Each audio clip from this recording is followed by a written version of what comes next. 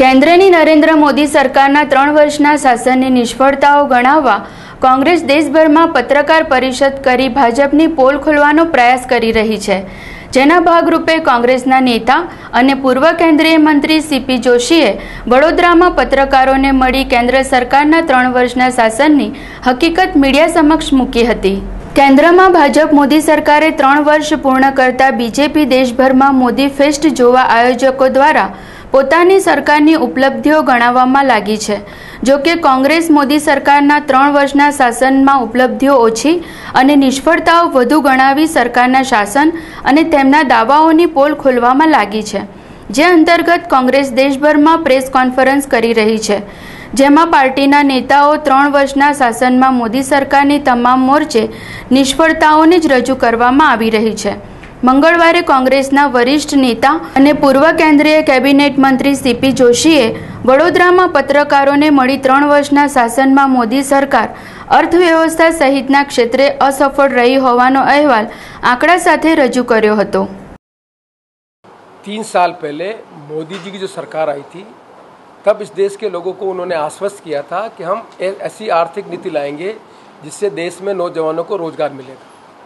देश को जो आर्थिक स्थिति है उसको हम ठीक करेंगे, किसानों को जो उनकी उपज है उसका मूल्य पूरा मिलेगा, और उन्होंने अपने घोषणा पत्र में कहा कि किसानों को मिनिमम सपोर्ट प्राइस देंगे प्लस उसके ऊपर 50% उसका प्रॉफिट देंगे।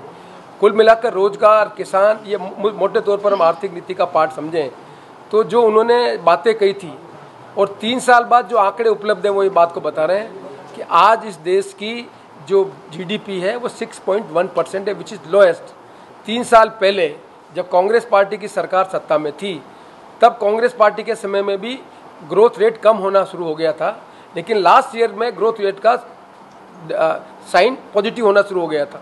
तो जब ये सरकार में आए थे और आज 3 साल बाद हम हिसाब किताब लगाएं तो 3 साल पहले लगभग 7.5% की ग्रोथ पर सरकार में आए थे। 3 साल की उनकी नीतियों के बाद अच्छा होता कि 7.5 की जगह 8 की ग्रोथ रेट होती, पर आज ये जो आंकड़े इनके उपलब्ध कराए CSO के माध्यम से वो बता रहा है कि ये ग्रोथ केवल 6.1% है। तो बीजेपी झूठा प्रचार कर रही है 3 साल। ये तो आंकड़े उन्हीं के हैं। वो बताएगा 2 करोड़ लोगों को रोजगार देना था, रोजगार को मुझे खुशी होगी।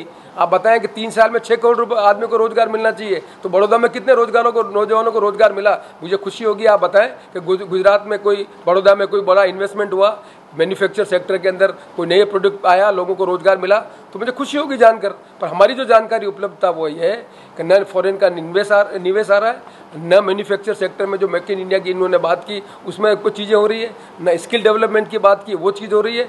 कुल मिलाकर वो जुमले के आधार पर लोगों को एक आश्वासन देकर सत्ता में आ गए हैं, पर 3 साल में उनकी जो नीतियाँ, उन नीतियों से न नौजवानों को रोजगार मिल रहा है और न किसान को अपने एग्रीकल्चर के प्रोड्यूस का पूरा मूल्य मिल रहा है, और न दुनिया के लोग यहाँ पर आके इन्वेस्टमेंट कर रहे हैं। तो यही तो हम प्रश्न उठा रहे हैं।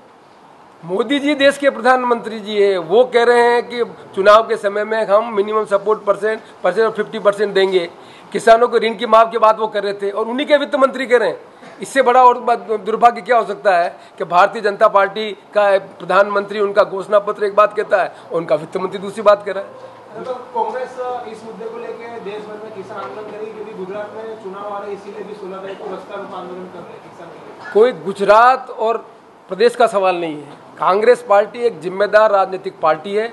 कांग्रेस पार्टी की जिम्मेदारी बनती है कि देश की जनता को ये अवगत कराए कि 3 साल पहले जो बातें कही थी और 3 साल की जो उपलब्धियां मना रहे हैं उसके बीच में कितना अंतर है वो जनता के बीच में बता रहे हैं। और राजनीतिक पार्टी होने के नाते जनता को संगठित भी करेंगे और संगठित करके हम अपनी बात को जनता को साथ लेकर राज पलटने का काम भी करेंगे। कांग्रेस पार्टी हर चीज वो करेगी जिससे कांग्रेस पार्टी मोदी जी की सरकार की असफलता को जनता के बीच में ले जाए, जनता को जागरूक करे और लेजिटमेट तरीके से सत्ता परिवर्तन का काम करे।